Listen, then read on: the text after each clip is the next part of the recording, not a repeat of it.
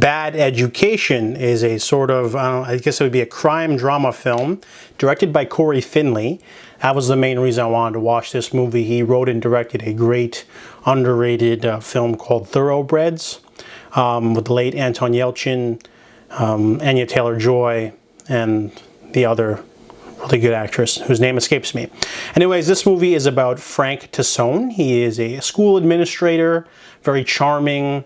He's all about, you know, doing nice things for the children. He's an educator, and he, you know, is well known around the school. He also spends a lot of time memorizing things because he's got to have that firm networking sort of thing. So there's like a great scene with him, you know, just basically memorizing all these different people before a party. And he's also got his finance minister, I guess, or anyways, he's a superintendent, and Allison Janney plays Pam Gluckin. She's a district business manager at Roslyn High School in Long Island. So these two are main figures, but the main conflict of this movie is that Pam gets caught embezzling money. She's been embezzling money from the school for, I believe, 6 to 8 years. Her son uses the school credit card to buy building materials so they can remodel an extra house that they have. However, she gets caught and there's no way around it. So it's up to Frank to sort of placate the school board in order to, you know, make sure that she can get out of it without, you know, getting caught by the police. They're supposed to report it, but he's able to convince them not to do it. And this movie doesn't have the greatest plot.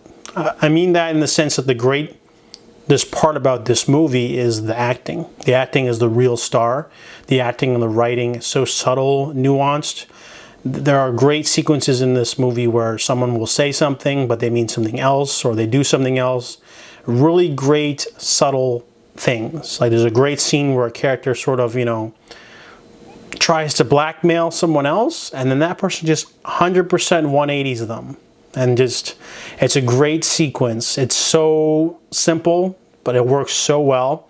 Hugh Jackman shines as the charming sociopath Frank Tassone. He's got all these secrets himself. He you know, the tip of the iceberg gets smacked when Pam gets caught, but you're trying to figure out if he's also involved, who else is involved, how far it goes, and the sort of rabbit hole just keeps getting deeper and deeper as different characters start investigating and start finding out things, and, you know, everyone has their excuses, you know, and the movie does a really great job of like having him justify, you know, his actions. And this movie is based off the largest embezzlement case of a school in American history.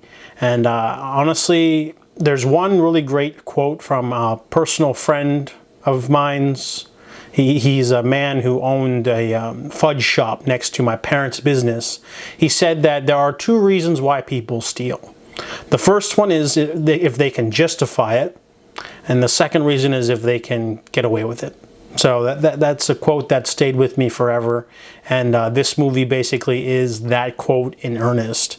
You know, anyone can say, oh, it's, you know, I just wanted to do this on the side, because they have their own selfish reasons, and this movie does a really great job with the actors they have. You know, it's a simple drama film, but the acting is the real star, and the performances are wonderful. The dialogue is really great. The plot itself isn't, you know, particularly amazing because, you know, it has to be like told in a certain way based off true story, right?